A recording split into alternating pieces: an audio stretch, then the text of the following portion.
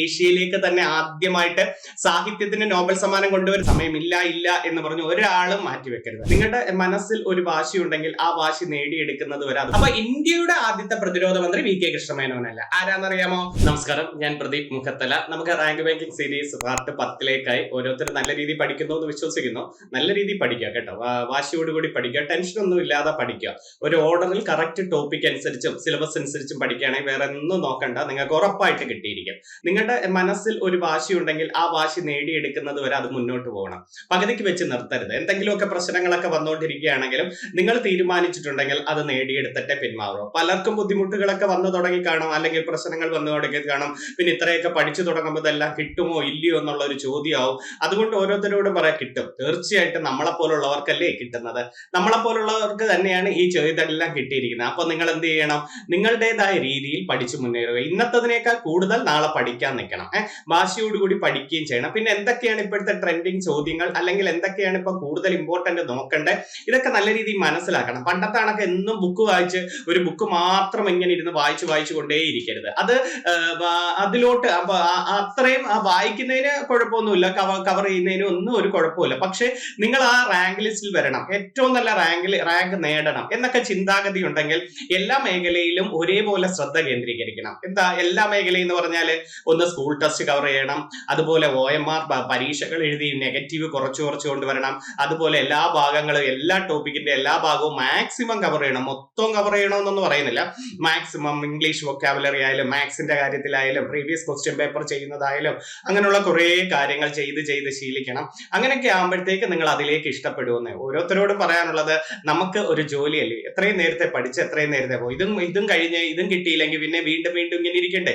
ഓരോരുത്തർ കണ്ടോ സേഫ് സോണിൽ എത്തുന്നത്, ഓരോ റാങ്ക് ലിസ്റ്റ് വന്ന VFA അല്ലെങ്കിൽ ബീറ്റ് ഫോറസ്റ്റ് അല്ലെങ്കിൽ കമ്പനി ബോർഡ്, ഇങ്ങനെയൊക്കെ ഓരോ റാങ്ക് ലിസ്റ്റ് വരുമ്പോൾ സന്തോഷത്തോടെ ഓരോ കുട്ടികൾ വിളിച്ചു പറയുമ്പോൾ അവരൊരു സേഫ് സോണിലോട്ട് എത്തിയത് കണ്ടോ? അതേപോലെ ആയിരിക്കണം അടുത്തത് നിങ്ങൾ എന്ന് പറയുന്നത്. അതേപോലെ അങ്ങ് ചിന്തിച്ചാൽ മതി. ഇപ്പൊ നിങ്ങൾ നിർത്തി, അല്ലെങ്കിൽ ഏതെങ്കിലും പ്രൈവറ്റ് ജോലിക്ക് പോയി, അല്ലെങ്കിൽ വല്ല ഗൾഫിൽ അങ്ങനെ പോയി, അല്ലെങ്കിൽ മറ്റെടുത്ത് ഏതെങ്കിലും കാര്യങ്ങൾക്ക് വേണ്ടി മാറ്റിവെച്ച് പിന്നെ തിരിച്ചെത്തിക്കാൻ പാടാണ്. അതുകൊണ്ടാണ് ഞാൻ പറയുന്നത്, പോകുന്നതിനൊന്നും കുഴപ്പമില്ല. ചിലവരൊക്കെ ഗൾഫിൽ പോകുന്നു, അല്ലെങ്കിൽ ചിലവരൊക്കെ ഓരോ കാര്യങ്ങൾ ചെയ്യുന്ന, അതിനൊന്നും കുഴപ്പമില്ല. അവിടെ ജോലിയുണ്ട്, നല്ല സാലറി ഉണ്ട്, ഇല്ലാന്ന്. പക്ഷെ നിങ്ങൾ ആഗ്രഹിച്ചത് ഈ ജോലിക്ക് വേണ്ടിയല്ലേ?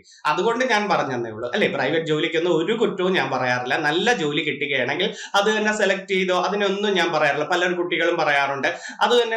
പക്ഷെ കുറെ പേര് ആഗ്രഹിച്ച നല്ലൊരു ഗവൺമെന്റ് ജോലി, നല്ലൊരു ഡിപ്പാർട്ട്മെന്റ്, ഇങ്ങനെയല്ലേ ആ ഒരു ഡിപ്പാർട്ട്മെന്റിൽ ജോലി ചെയ്യുക ആഗ്രഹിച്ചു വന്നത്, അവരെ നേടിയിട്ടേ പിന്മാറാവൂ.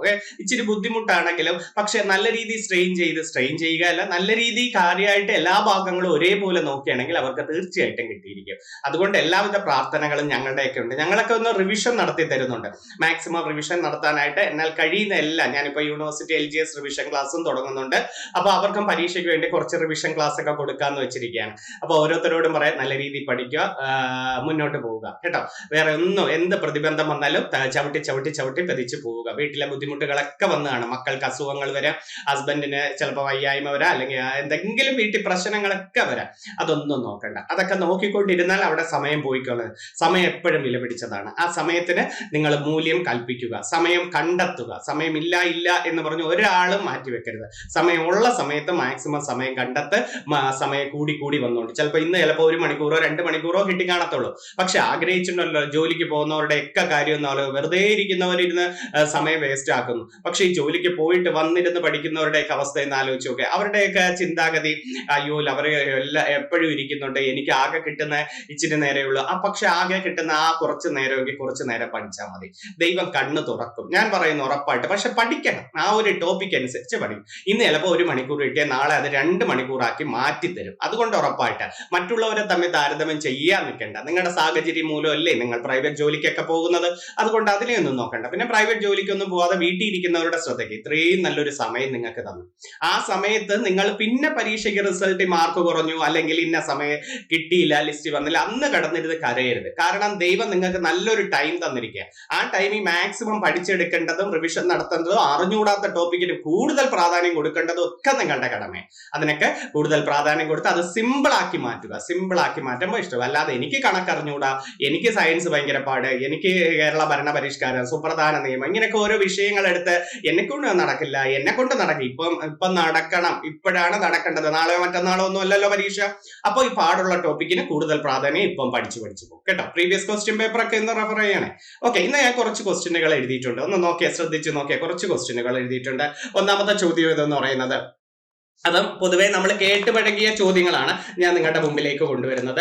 ഒന്നാമത്തെ ചോദ്യം എന്ന് പറയുന്നത് രവീന്ദ്രനാഥ ടാഗോറിന്റെ ആദ്യത്തെ കവിതയുടെ പേര് എന്താന്ന് ചോദിച്ചിട്ടുണ്ട്. ആദ്യ കവിതയുടെ പേരാണ് ചോദിച്ചിരിക്കുന്നത്. രവീന്ദ്രനാഥ ടാഗോറിന്റെ ആദ്യത്തെ കവിതയുടെ പേര് അഭിലാഷ് എന്നായിരുന്നു കേട്ടോ. അഭിലാഷ് എന്നാണ്. അദ്ദേഹത്തിന് ആത്മകഥാപരമായ ഒരു രചനയാണ് ജീവൻ സ്മൃതി. ജീവൻ സ്മൃതി. അപ്പൊ രവീന്ദ്രനാഥ ടാഗോറിന്റെ ആദ്യത്തെ കവിതയുടെ പേരെന്താണ്? അഭിലാഷ്. ടാഗോർ അല്ലേ ഗാന്ധിജി മഹാത്മാ എന്ന ആദ്യമായിട്ട് വിളിച്ചത്? ടാഗോറാണ് ഗാന്ധിജി ആദ്യമായിട്ട് മഹാത്മാ എന്ന് വിളിച്ചത്. അത് മാത്രമല്ല, തിരിച്ച് ഗാന്ധിജി എന്ത് കൊടുത്തു? ഗുരുദേവ് എന്ന് കൊടുത്തായിരുന്നു അല്ലെ. ഗുരുദേവ് എന്ന് ആദ്യമായിട്ട് ഗാന്ധിജി തിരിച്ച് ആർക്ക് കൊടുത്തു? രവീന്ദ്രനാഥ ടാഗോറിന് കൊടുത്തു അല്ലെ. രവീന്ദ്രനാഥ ടാഗോർ അല്ലേ ജനഗണമന എഴുതിയത്? ഏത് വർഷമാണ് ജനഗണമന INC പാടിയത്?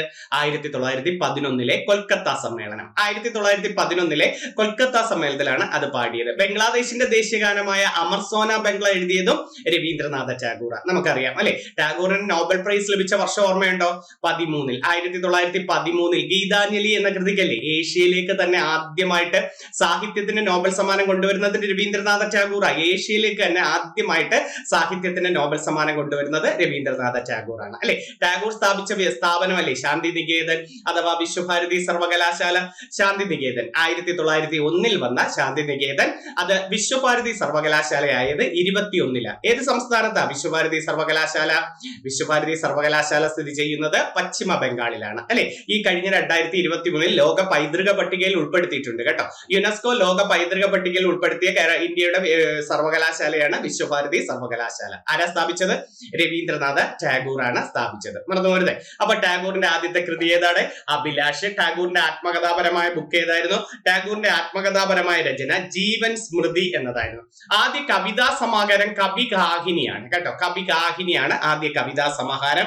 ആദ്യ ചെറുകഥ ചോദിച്ച ഫിക്കാരിണിയാണ്. രവീന്ദ്രനാഥ് ടാഗോറിന്റെ ആദ്യ ചെറുകഥ ഏതാണ്? ഫിക്കാരിണി. ആദ്യ നാടകം വാൽമീകി പ്രതിഭ കേട്ടോ. ആദ്യ നാടകം ഏതാണ്? വാൽമീകി പ്രതിഭയാണ് ആദ്യത്തെ നാടകം ഏതെന്ന് ചോദിച്ചിട്ടുണ്ട്. അപ്പൊ രവീന്ദ്രനാഥ ടാഗോറിന്റെ ആദ്യ കവിത അഭിലാഷ്, ആത്മകഥാപരമായ രചന ജീവൻ സ്മൃതി, ആദ്യ കവിതാ സമാഹാരം കവികാഹിനി, ആദ്യ ചെറുകഥ വിഖാരിണി, ആദ്യ നാടകം ഇതൊക്കെ അഭിനയിച്ചിട്ടുണ്ടോ എന്നും പറയാറുണ്ട് കേട്ടോ. ആദ്യ നാടകം വാൽമീകി പ്രതിഭ അല്ല, പ്രതിമയല്ല പ്രതിഭ. ഓക്കെ, ഓർത്ത് വെച്ചിരിക്കണേ. അടുത്ത ക്വസ്റ്റ്യൻ നോക്കെ. ടാഗോറിന് നോബൽ സമ്മാനം ലഭിച്ച വർഷം അത് നിങ്ങൾക്ക് എല്ലാവർക്കും അറിയാം. 1913 അല്ലെ നോബൽ സമ്മാനം. എന്നാ നോബൽ സമ്മാനം കൊടുക്കുന്നത്? 1901 മുതലാണ് നോബൽ സമ്മാനം കൊടുക്കുന്നത്. എത്ര വിഷയങ്ങൾക്കാണ് നോബൽ സമ്മാനം കൊടുക്കുന്നത്? നോബൽ സമ്മാനം 6 വിഷയങ്ങൾക്ക് കൊടുക്കുന്നുണ്ട് അല്ലെ. 6 വിഷയം. 5 വിഷയത്തിന് സ്വീഡൻകാരും 1 വിഷയം നോർവേക്കാരുമാണ് കൊടുക്കുന്നത് കേട്ടോ. 5 വിഷയങ്ങൾക്ക് നോബൽ സമ്മാനം കൊടുക്കുന്നത് സ്വീഡനും 1 വിഷയം ആരാണ് കൊടുക്കുന്നത്? നോർവേക്കാരുമാണ്. ഏത് വിഷയമാണ് നോർവേക്കാർ കൊടുക്കുന്നതെന്ന് അറിയാമോ? സമാധാനത്തിന്റെ നോബൽ സമ്മാനം. സമാധാനത്തിന്റെ നോബൽ സമ്മാനം കൊടുക്കുന്നത് ആരാണ്? നോർവേക്കാരാണ് സമാധാനത്തിന്റെ നോബൽ സമ്മാനം. ബാക്കി 5 വിഷയവും സ്വീഡൻകാരാണ്. ഏറ്റവും അവസാനമായി കൊടുത്തു തുടങ്ങിയത് നോബൽ സമ്മാനം ഏതിനാണ്?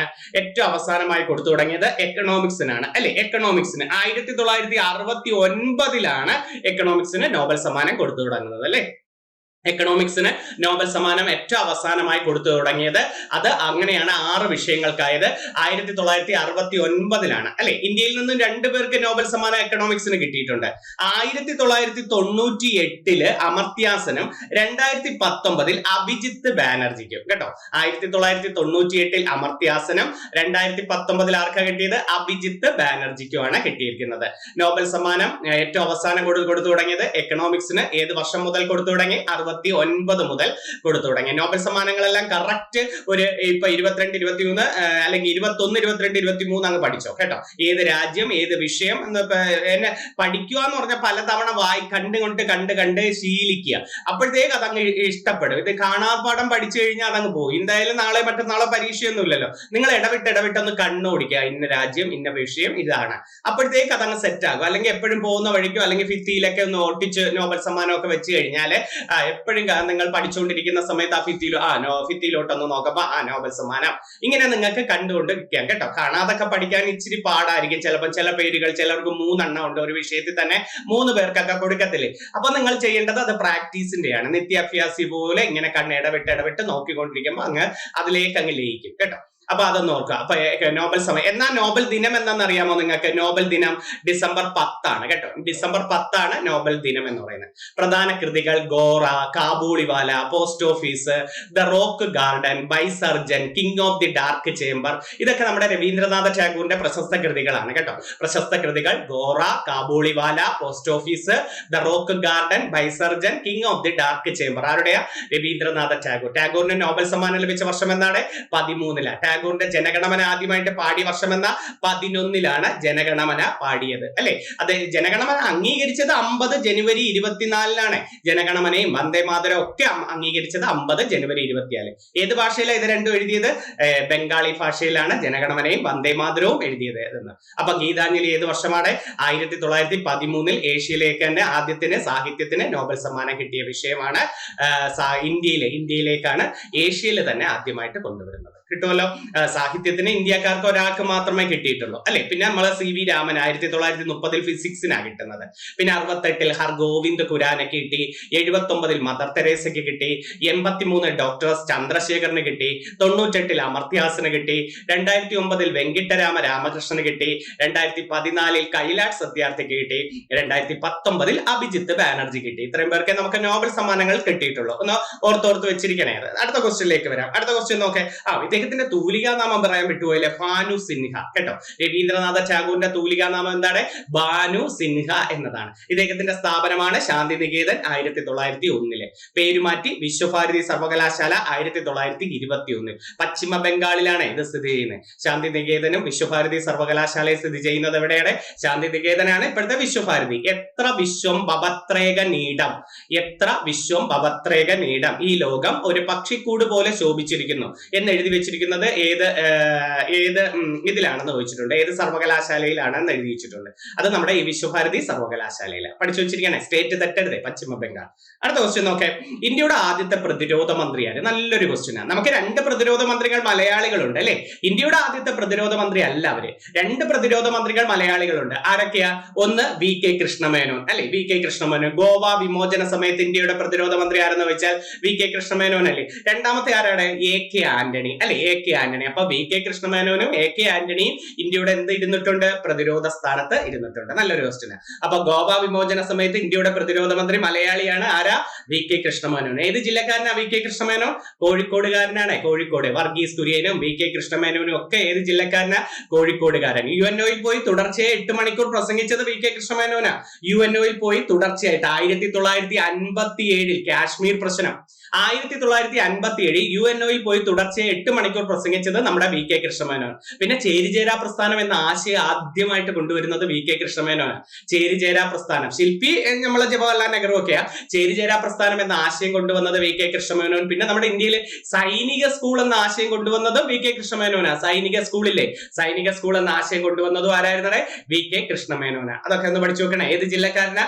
കോഴിക്കോട്. അതുകൊണ്ട് അവിടെ മ്യൂസിയം ഉണ്ട്. VK കൃഷ്ണമേനോൻ മ്യൂസിയം എവിടെയെന്നൊക്കെ ചോദിച്ചിട്ടില്ലേ? കോഴിക്കോട് ഈസ്റ്റ് ഹില്ലാണ് VK കൃഷ്ണമേനോൻ മ്യൂസിയം എവിടെയെന്ന്. അപ്പൊ ഇന്ത്യയുടെ ആദ്യത്തെ പ്രതിരോധ മന്ത്രി VK കൃഷ്ണമേനോൻ അല്ല. ആരാന്നറിയാമോ? ബൽദേവ് സിംഗ് ആണ്. ഇന്ത്യയുടെ ആദ്യ പ്രതിരോധ മന്ത്രി ആരാണ്? ബൽദേവ് സിംഗ്. ആദ്യ ആഭ്യന്തരമന്ത്രി ആരാണ്? ആദ്യ ആഭ്യന്തരമന്ത്രി സർദാർ വല്ലഭായ് പട്ടേൽ അല്ലെ. ആദ്യത്തെ ഉപപ്രധാനമന്ത്രി ഇദ്ദേഹം തന്നെയാ കേട്ടോ. ആദ്യ ഉപപ്രധാനമന്ത്രി, ആദ്യ ആഭ്യന്തരമന്ത്രി ആരാ? സർദാർ വല്ലഭായ് പട്ടേൽ. ഇദ്ദേഹം നടത്തിയ സത്യാഗ്രഹം ഓർമ്മയുണ്ടോ നിങ്ങൾക്ക്? ഇദ്ദേഹം നടത്തിയ ബർദോളി സത്യാഗ്രഹം അല്ലെ. 1928 1928 ബർദോളി സത്യാഗ്രഹം നടത്തിയത് ആരാണ്? സർദാർ വല്ലഭായ് പട്ടേൽ. നല്ലൊരു ക്വസ്റ്റ്യൻ അല്ലായിരുന്നോ?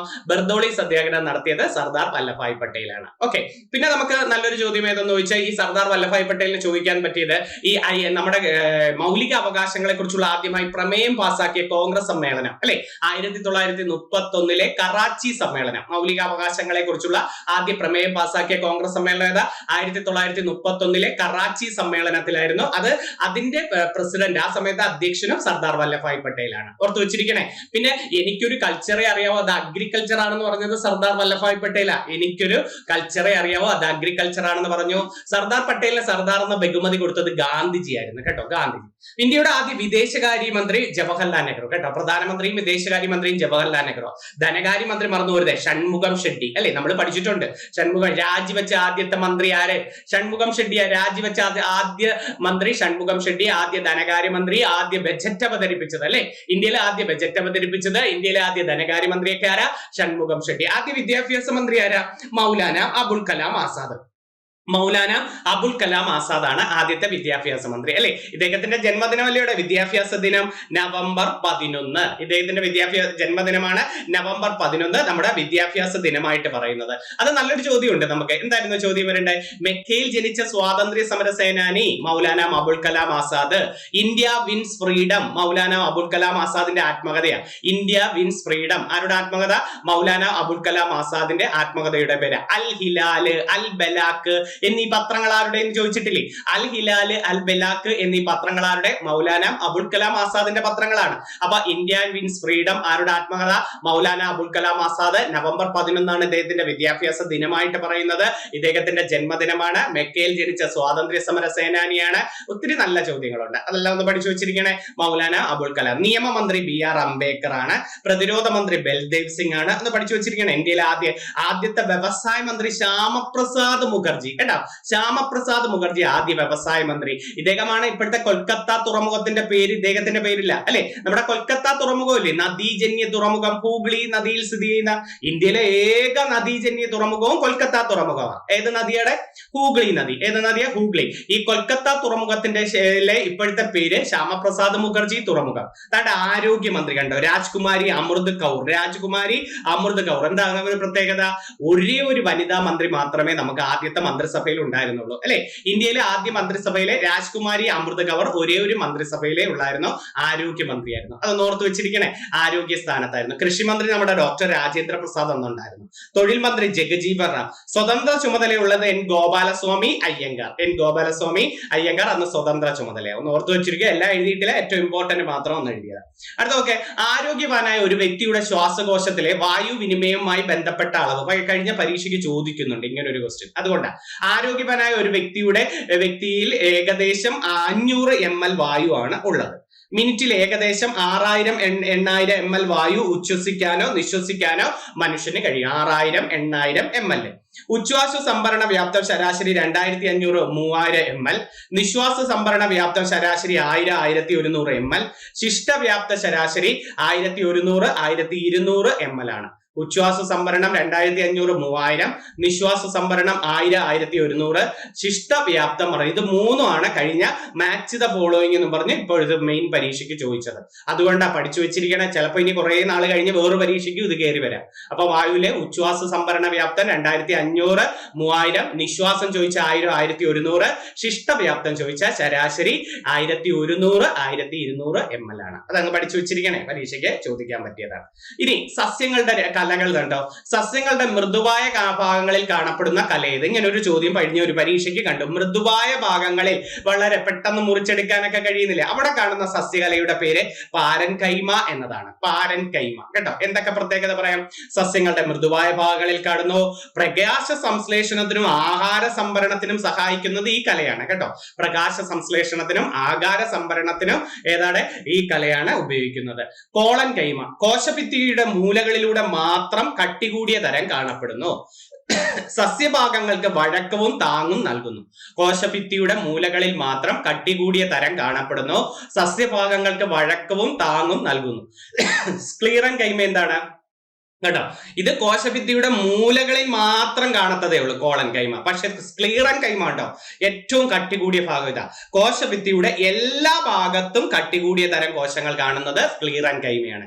സസ്യങ്ങൾക്ക് താങ്ങും ബലവും ഒക്കെ നൽകുന്നത് സ്ക്ലീറൻ കൈമ. കട്ടിയുണ്ടെങ്കിൽ മാത്രമല്ലേ അവിടെ നമുക്ക് താങ്ങി നിൽക്കാൻ പറ്റത്തുള്ളൂ. അപ്പൊ കോശഭിത്തിയുടെ മൂലയിൽ കാണുന്നത് കോളൻ കൈമ, എല്ലാ ഭാഗത്തും കാണപ്പെടുന്നത് സ്ക്ലീറൻ കൈമ. ഓർത്തു വെച്ചിരിക്കണേ. അടുത്തൊക്കെ സംവരണകല, സസ്യകലയിൽ ഒരെണ്ണം ഉള്ളതാ.